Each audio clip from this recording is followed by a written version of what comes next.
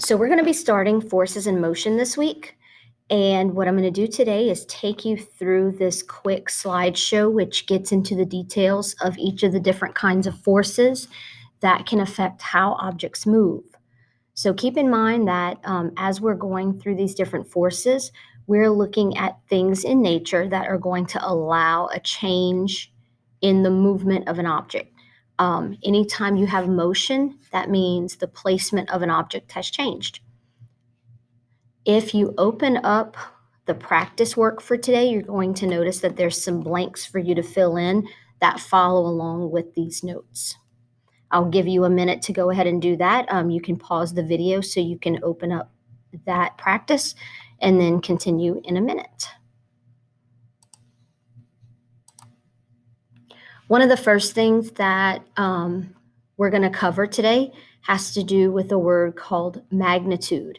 When we start talking about some of our measurements, we are referring to magnitude, which means the amount of something or strength of something. So you can have a large or a small magnitude. Our first question we're going to cover today is what exactly is a force? Most of us know of a force as a push or a pull. It's going to cause an object to either move or change its speed, direction, or shape. Think of turning around. That's a change in motion, just as much as how fast you are moving can also be a change in motion. A force has to be applied in order for any of those things to happen. We do measure force with a special measurement that you may or may not be familiar with.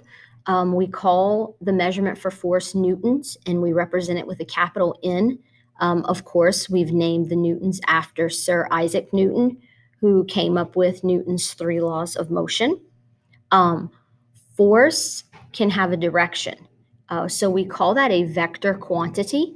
When anything has direction, it's referred to as a vector. If you go back to math lessons and think of when you draw arrows or rays to represent the way angles are opening and closing, we often refer to those as vectors also.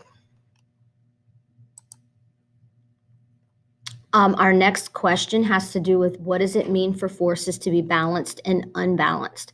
We're actually going to take a look at this tomorrow and talk about how we can calculate unbalanced forces.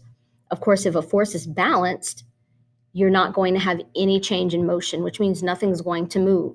So when you sit in a chair, there's no movement because you're pushing down on the chair and the chair is pushing up with the same amount of force on you. And so that's considered balanced. An unbalanced force, of course, is going to be any forces where they're not equal. So you're going to see some type of change in motion.